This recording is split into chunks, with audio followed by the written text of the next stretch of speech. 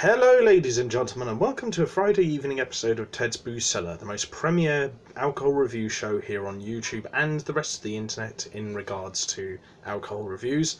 I'm your most gracious host, Gitbag the Great, also known as Uncle Ted, also known as Ted.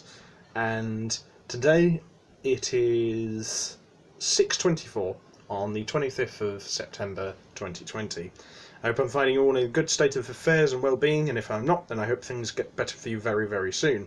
I'm in a good mood today. As you can probably see, I'm a Charlton Athletic fan, and today we were saved from possibly going into liquidation by being bought out by new owner Thomas Sandgaard. So, hang on, I'm just trying to see how you pronounce his name.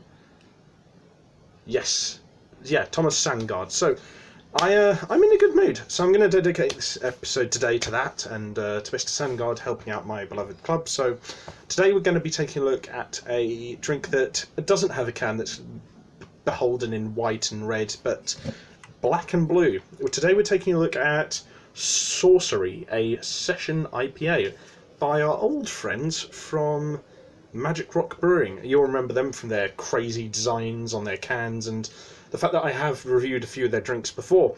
I got this one for £1.80, £1.80 that should be said, from Waitrose, and I'm hoping for the best because like I said before about the other designs of their cans, I'll give the design of this can a 10 out of 10 because it's crazy, it's artistic, it's got some nice balanced colours, but generally speaking, my experiences with Magic Rock Brewing has been pretty positive. Some of their drinks they've had have been a bit disappointing, but I think the lowest rating I ever gave to one of their drinks was still like a 6.5, which is still pretty good. So yeah, I'm really looking forward to this. It's registered by the Vegan Society and it contains barley oats, continent,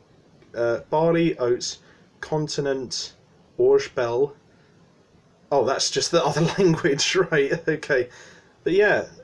And it pour carefully because it may contain sediment. Okay, so alcohol percentage of 3.9, units of 1.3. That's UK units, I'm guessing. So yeah, this looks pretty good. As usual, there's very minimal amount of information on this can about the drink itself, which I kind of appreciate. Kind of leaves a bit more mysteriousness about the nature of the drink. So let's give it a sniff and see what it's like.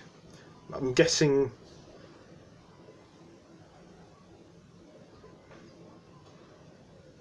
Okay, so it smells kind of like halfway between a mangoey and a grapefruity sort of IPA with that usual bitter sort of kick that you usually associate with an IPA. So it's giving me good first impressions that it's going to be sort of slightly juicy-ish, slightly dry finish, bit bitter at the end. That's kind of what I'm hoping for with most Session IPAs, so I'm looking forward to this. So I'll give the smell an 8 out of 10, but a quick palate cleanser of water before we taste it.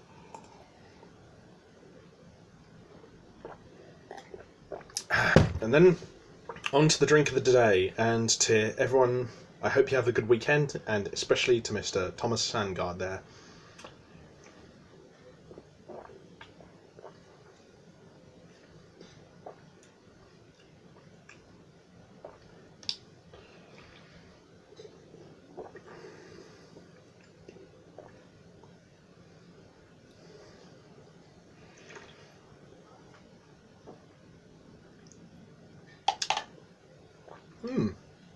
It's nice. It's interesting because it's got like characteristics of different kinds of beers. Actually, it's got a slight bitter kick at the end, which you obviously associate with IPAs. It's got flavours that are generally mellowed down and sort of like blended together quite smoothly, as is the case with a Session IPA. Then it's got like a juiciness and sort of lightness that you would usually associate with like a pale ale or a juicy pale ale. And then interestingly, there's this sort of like light crispness when you initially swallow it in, like with a lager. So it's got an interesting mix of flavours and textures in there that they don't all come together seamlessly. Like the finish doesn't have the smoothest texture, but generally speaking, the flavour overall is pretty consistent. It just tastes like a standard IPA, but with like a slightly mangoey sort of like citrusy tint at the end. But yeah, it's actually pretty good. I mean, granted, I've had better craft session IPAs, but still, for what this is actually pretty good. Yeah, I think 180 was a bit of a steal, honestly. I think it is very good, but I just think it's just like, I wish there was a bit more of the fruitiness and it was a bit more juicy. Then I'll put it up a bit, but I'd still gladly give this a 8 out of 10.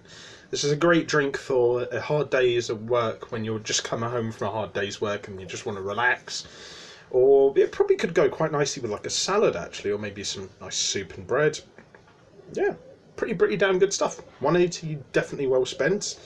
Definitely a buy. And yeah, definitely one I would recommend to Mr. Thomas Sandgaard. So yeah, what's it called? Saucery Session IPA by Magic Rock Brewing gets the buy from me.